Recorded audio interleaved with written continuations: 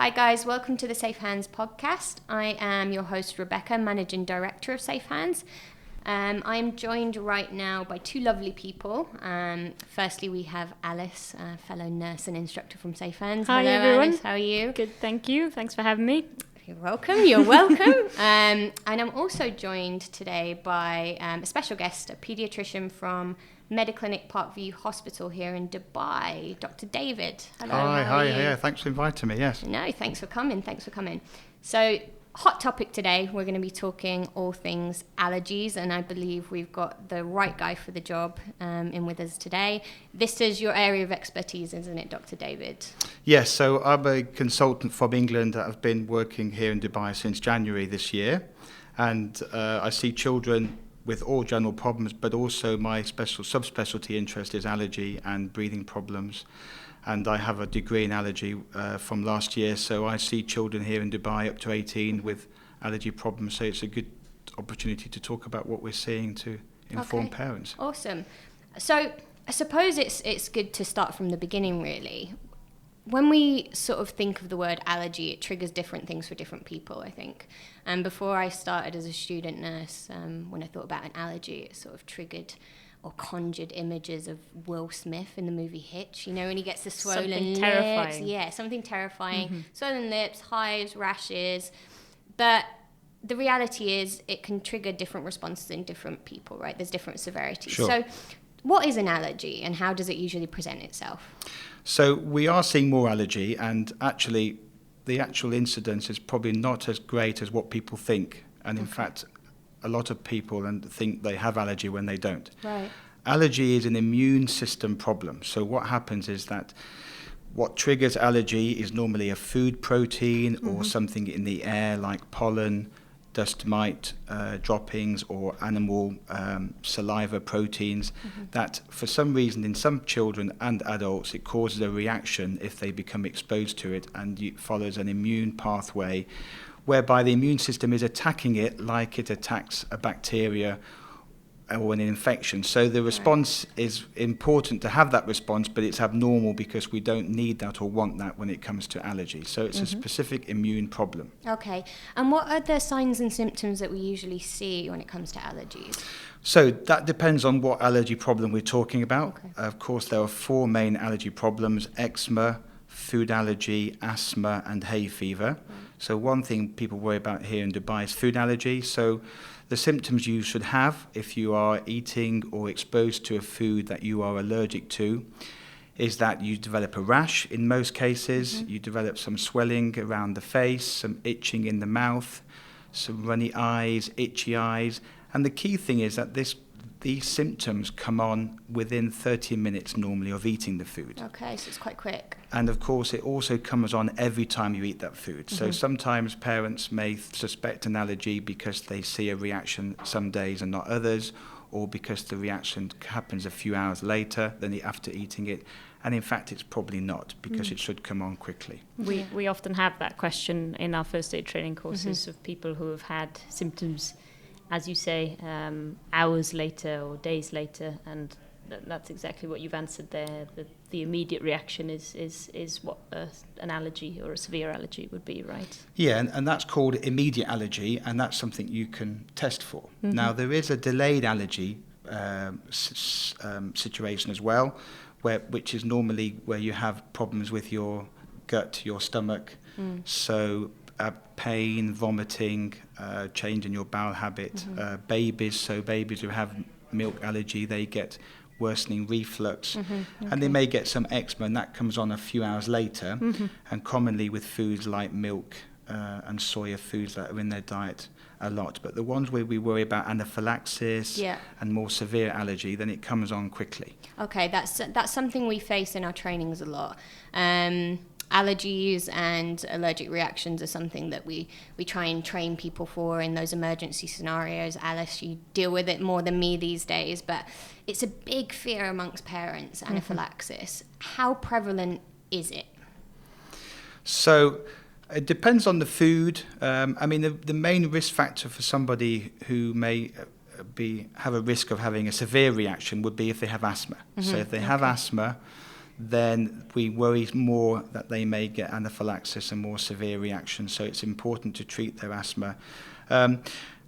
We see anaphylaxis, some foods more commonly than others. Certainly it's more common in certain age groups, so not so common in babies. So we need to reassure parents around weaning that the risk is low there. But if you're a teenager and you've had allergy for a while, then there is a risk of anaphylaxis more likely. The key thing really explain to parents what it is. So obviously the symptoms we've just mentioned around the mouth and itchiness. Of course, in anaphylaxis, they have problems in the throat. There's a feeling of tightness, maybe a noise to their breathing, the scratching at their throat, or they may have wheezing, difficulty in breathing. And thirdly, they may go pale and fall in blood pressure, which is called anaphylactic shock. But more commonly in children with food, they get breathing problems. And then it's important that parents know what to look for. And hopefully, if they're at risk of that, they have their adrenaline pen, which you're training, obviously, people to use, and that they're using it promptly. Which they need. That's why they need the training to ensure that they do that. Yeah.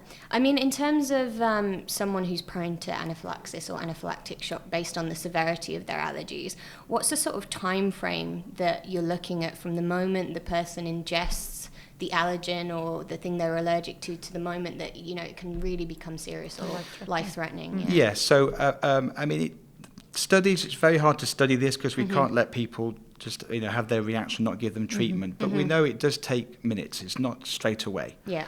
So that's why, certainly, if you have a mild reaction, we do advise giving some antihistamines if we're not having any breathing difficulty, etc. But it's important that any reaction, the child is closely watched to looking for more severe symptoms. And then when you get those, then you intervene and give your adrenaline pen, your injector. And that works very quickly. As long as it's given properly and the right way, which is back to training, but it is very effective. Now, some patients, though, need more than one pen, even more than 2 pens. So whenever you feel someone's having anaphylaxis and you give the pen, you must call for an ambulance and get yourself to hospital and be checked out in any situation where you think someone's having anaphylaxis. That's very important. Okay. Part of our training again, reinforcing what we do. They can't call you. They need to call ambulance. No, they can't. Don't call safe hands. I must stress that. But reinforcing that the work we do is quite important in terms of getting that help on the way and the training around this. Yeah, for sure. Now, you mentioned a few of the common allergens there. What other allergens do you see as a doctor that people tend to be susceptible to? So thankfully with food, there's only sort of 8-9 foods that cover 95% of allergies. Okay. So milk, egg, soya, wheat. So these are the common presenting in young children around weaning time. Maybe when a baby's gone from breast milk to formula milk, mum's noticing some new symptoms. Then of course nuts, fish, shellfish. It partly depends on the environment. So here in Dubai, UAE, Middle East, we're perhaps seeing more sesame allergy than we are seeing in the UK because more sesame's around. Fruits can cause a mild sort of oral allergy, but kiwi particularly can be a problem. So there are certain foods that we see. Of course, things that trigger your eczema can also be things in the air, which of course also trigger asthma. So that would be pollens, the actual dander, the actual trigger from animals is not the hair, it's what's stuck to the hair, which is coming from their saliva or glands, secretions. So, and then molds, they release spores, you can be allergic to that. Cockroach a little bit as well, so, and dust mite. So, okay, interesting. I didn't know about the cockroach or the dust mite. Yeah. I feel like I'm allergic to cockroaches, but not in terms of bodily reactions. I just really We're not talking a food allergy. I'm not saying just terrified. Yeah, just from their terrified. droppings. Yeah. So there are lots of allergies. Yeah. So which is why when parents suspect allergy, it's important to get that advice and proper testing to match up what they suspect. Okay, interesting. And from a parent's perspective, and let's utilise your background in paediatrics for a moment, at what point should allergies be on the radar for parents? Because you hear so much conflicting sort of advice in terms of, pregnant women should avoid certain foods because... The list seems to be getting bigger and bigger. It's getting bigger and bigger. It can increase the risk of, that child developing allergies. And you're also told not to feed children certain foods until a certain age. So how true is all of that? And when should it be on the radar for parents? Okay, so Advice has changed over the years. I think 10 years ago we were advising parents to avoid things in their diet and avoid giving food like nuts until the age of 3, etc. And that advice was with good intentions, but that's changed now. We know that there's no evidence that if you avoid food during pregnancy that prevents allergy. In fact, maybe eating it during pregnancy is protective. So, for example, in some countries where there's lots of peanuts being eaten, during pregnancy is a normal staple part of the diet, there's very little peanut allergy. Okay. So certainly during pregnancy, the advice now would be eat what you like. There's maybe some evidence that if you eat oily fish twice a week, that's a bit protective, but certainly no restrictions there. Then when does it present? So commonly presents in the first year of life, and of course babies, when you may first suspect your child has an allergy is with eczema. So we see babies with eczema. And eczema is really important actually, because if you have a child under 3 months with quite severe eczema needing steroids because they're scratching and it's very red, there's a 50% chance they will have a food allergy at 1 year. So that is the link. Right. So the link is, we think, is through eczema. The children get eczema first and then they develop a food allergy. And the reason for that is the breakdown in the skin means that their body is first exposed to the food protein through the skin rather than through the gut, and that drives towards allergy rather than normal tolerance is what we believe. So certainly if you have a child with eczema, eczema is abnormal skin. It's not just down to any food, and it's important to treat that eczema properly. But certainly if they have eczema, when it comes to weaning now, we're not saying wait till 3 years, etc., for peanuts, etc. We're saying now to start all the foods from 6 months. If the child has quite severe eczema or already has an allergy, it may be worth seeing an allergist. And in America, they do talk about maybe doing some testing before starting peanuts. But in Australia and the UK, we are advising to start peanuts from 6 months, maybe even from 4 months if you've already started weaning anyway, because you feel your child is ready. So important to wean when the child is ready, but you don't necessarily have to wait at 6 months. And then when you do start with fruit and vegetables to begin with for a few weeks, but then start bringing in egg, nuts, of course, if you bring nuts in a form that the baby can tolerate, so butters, not obviously a whole nut, egg, all these things one at a time. And if you suspect reactions when you introduce it, then see an allergy doctor just to double check. And it is important to do that because it's quite common for babies to get rashes on the face. When babies eat, they are quite messy. The food gets testify to that. They wear the food, and then you make a foundation on the face, so you do get rashes from that, which doesn't necessarily mean allergy. So we need to be careful because we don't want to be parents stopping food too easily when we know it's protective to give it from 6 months. As long as they're not reacting, obviously. Reaction at that age, is that something that they can grow out of? So it depends on the food. So certainly babies who have milk or egg allergy, by the age of 5 or 6, majority will have outgrown it. So it's not a lifelong thing, and it's important to be monitored and maybe repeat the testing, keep thinking about introducing a little bit to see if you've outgrown it. If they're allergic to fish or nuts, less so, more about 10-20%. And of course adults can develop allergies as well fresh when they had nothing as babies, but most allergies are occurring in early childhood. That's interesting, and I've got a personal experience of developing an allergy in later life. It's not something that you'd be familiar with, but I used to get my eyelashes done, and they use a particular glue to hold the eyelashes in place. And I'd been doing this for sort of 8 months. Everything was fine, and one particular day I went to the salon, got my eyelash. Remember the day. You remember the day, Alice? You remember this day? And it was a Hitch sort of scenario in terms of that Will Smith movie, but I woke up the next morning and huge allergic reaction to it, having never had that before. So why is it that the body suddenly reacts after being exposed to that substance for so long? If that was a delayed reaction, it could be a sort of sensitive rather than necessarily immune mediated.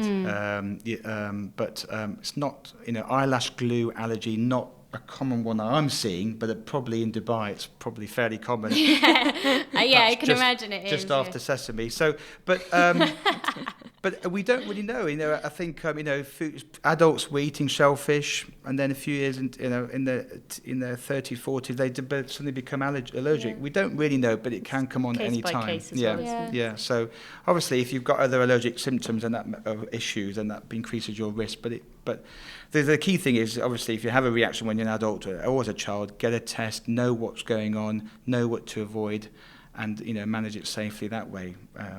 Okay, interesting. And in general, I feel like allergy is a word that you're hearing more often, and they seem to be on the rise. Is this because we just have better methods for diagnosis and we're finding out that, more and more people have these allergies, or are they genuinely on the rise? Are we seeing sort of an increase So in this? certainly we are seeing more eczema, we're seeing more food allergy, peanut allergy incidence has doubled in 10 years, we're seeing more children go to hospital with reactions. Asthma, this is worldwide now, we're not seeing rising so much, but certainly we are seeing food. Why is that? Lots of theories. There's genetic component to regarding developing allergies. Certainly the advice around delaying introducing food over the last 10, 20 years has had an impact in increasing allergy, and therefore that's why early weaning will hopefully start reducing that increase. Lifestyle, there's a lot of work being going on that there seems to be some link regarding your guts and the bacteria living in your gut, friendly bacteria. There was all these probiotics, prebiotics, and that may be having some effect. And we don't know which ones are best or to be giving formal advice, but if you live on a farm, you have less allergy. If you have less antibiotics when you're younger, if you're born by cesarean section, you have more allergy or risk of more allergy, because if you have a normal birth, you pick up your bugs that mum has, which you don't get when you have a cesarean section. So lots of theories. I think the key thing really from a parent point of view with a child with allergy is getting the right advice, treating that asthma, eczema, food allergy appropriately, and that's going to be the best way you can keep your child, safe and hopefully reduce the risk of developing new allergies. Right, okay. And another sort of buzzword, intolerances, we're hearing this a lot as well.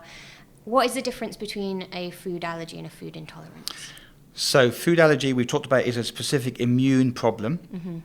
Food intolerance it's not an immune problem. It's basically where the gut has problems digesting the protein or whatever we are thinking you are intolerant to in the gut, causing some symptoms. So the common one is lactose intolerance. So this is not an allergy. It doesn't cause eczema, it doesn't cause rash. I think it's something that's quite overdiagnosed, because actually lactose intolerance means that your gut's not digesting the lactose that's in the milk or whatever food you're eating, and that sugar leads to fermentation of the bacteria, overgrowth, gassy, diarrhea, windy stools. The advice is just to avoid lactose, but there's not really a great test for that, you see. One of the things we see here is there's lots of intolerance testing.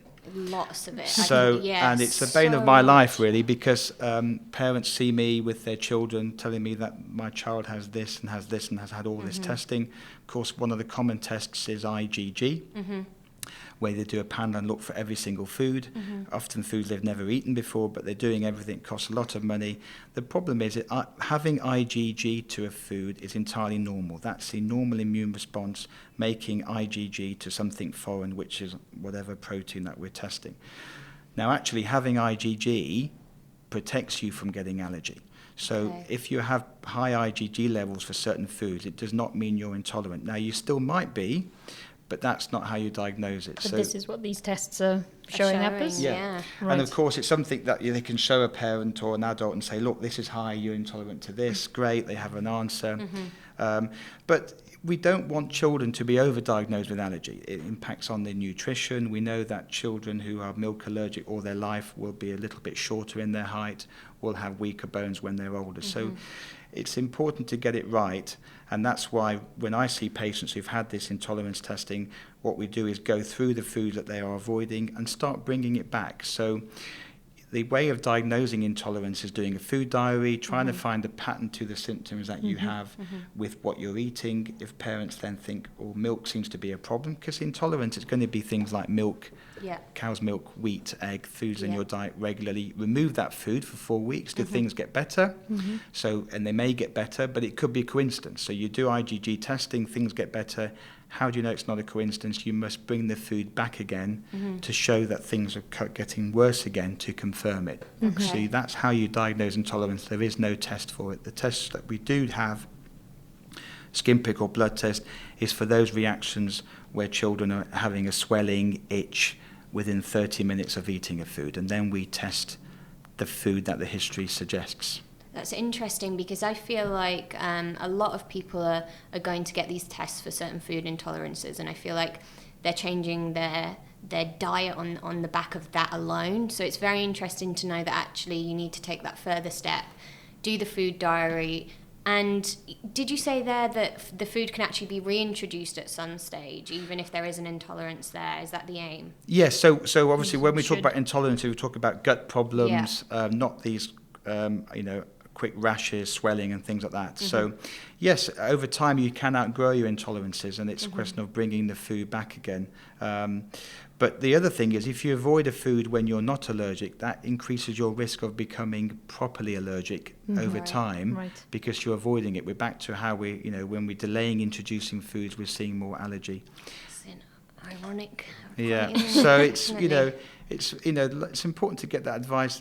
The other thing is, obviously, parents who think they have an IgE allergy with this rash and swelling, they're doing food panels, so they test every single food. So they're doing an IgE test, which is what we say is a good test. But again, if you do all food, you can't diagnose allergy just on a test. We know that children and adults, if you do lots of foods, they may have some positive tests. But of course, if they're eating it, then that means they're not allergic. So I see patients who've been told to avoid foods based on a test, even though they were eating it fine. And that's, again, the wrong advice. Or never had it, surely. Never had a reaction. And again, that's the wrong advice, because they may then get allergy for real. So it's very important as allergy specialists to take a history, find out from the parents. So if the parent thinks their child had a reaction at any point, make a note of all the ingredients that they ate in that previous 30 minutes to 1 hour, to go to the doctor, and then we look at the foods that you've eaten and test for those foods, particularly the ones maybe you've only just eaten for the first time, and not test for every single food, because it just isn't very accurate and it causes a problem and overdiagnosis, which is what we don't want. Okay. And you mentioned one of the sort of tests that you use to diagnose intolerances. What other tests do you have to diagnose allergies and Yeah, so we have a blood test, IgE, or skin test. So at Parkview, we're doing skin testing for certain foods and things in the air. And the benefit of skin testing is that it's a little less painful than a blood test, and we do it in the clinic, and we get a result after 15 minutes, so it all ends up being one consultation. And then what we're doing in a blood test or skin test is looking for evidence of allergy. Either the blood test is high or the skin test is positive. You have a circle that comes up. Now, what parents need to understand is that the level of the test does not equate to the level of a type of reaction. So if it's a big result on the skin test or a high level, that can cause anxiety, and parents think that that means my child's going to have anaphylaxis. It doesn't mean that. The higher the test, it means that you more likely have allergy, and not the situation where you have a positive test but can eat it, which is called sensitization. But it doesn't mean you will have bad reactions. So it's important that parents understand that. Okay, so what you're saying there is a big reaction on the skin doesn't necessarily relate to a big reaction internally. Yeah. Risk is there. Okay. But what it indicates is that are likely to have some reaction. Yeah, of course. Okay. Now, I'm going to ask you one last question before we wrap up today, Dr. David. And again, we're exposed to a lot of parents and paediatrician, so as are you. How are allergies being catered for in schools and nurseries? I know we go in and train a lot of staff in our programs, Alice, and we have a lot of questions around the EpiPen and who should administer it. But in general, how do you think sort of allergies are being catered for in those establishments? So I'm from the UK. Of course, in the UK, we don't have school nurses, very many. So I think we have an opportunity here and a benefit here in Dubai that there are school nurses, and hopefully parents are feeling reassured by that. I think it varies between perhaps schools and nurseries. I mean, I've done teaching for school nurses before, but not so much nurseries. I think as a parent who has a child with allergy, it's important to sit down with the school or nursery and meet the nurses in each of their place where their child is. Talk to them about their fears. Inform them what they are allergic to. Have a plan. Get a treatment plan from your doctor. If your child's got asthma, treat that child's asthma well. Get that child nice and healthy for their time in school or nursery. And again, make sure that you've had the proper testing. You don't want to, parents, I think nurseries and schools are inundated sometimes with parents are saying, can't eat this, can't eat that. But make sure you're getting the right advice so we are accurately diagnosing your child. So making sure that they are avoiding the right foods. But I think it's parents to speak to the schools. Communication, informing all parties that are involved with the care. Absolutely. Yeah, so from the doctor to the parent to the school nurse to the teacher, just making sure everyone's aware what the action plan is, what the allergens are, and I think it's and I would hope that your doctor would be happy to speak to your school nurse if you're worried. Certainly, in the UK we're used to speaking to doctors and nurses all the time, but here less so. But I think that's your prerogative to ask for that, just to make sure. It's important to get that correct information, have a plan. It's scary for parents to, when their children are at school, but actually very few reactions happen at school. And in fact, there's some research in the US where in fact more reactions happen in nut-free schools than schools that are not nut-free. That's an interesting one. Because and the theory is that maybe if a child is at a nut-free school, assumed it's nut-free, their guard is dropped. And they think, I'll be fine, things like that. So important that your children understand what's wrong with them, know what to look out for as they get older, because they need to take some ownership on that, know how to use their pens, etc., and just prepare them as best you can. Okay, amazing. Pleasure to talk to you. Thank you, Alice. Thank you, Alice, for joining us today. If you enjoyed the episode, don't forget to rate us, and stay tuned for the next episode of the Safe Hands podcast.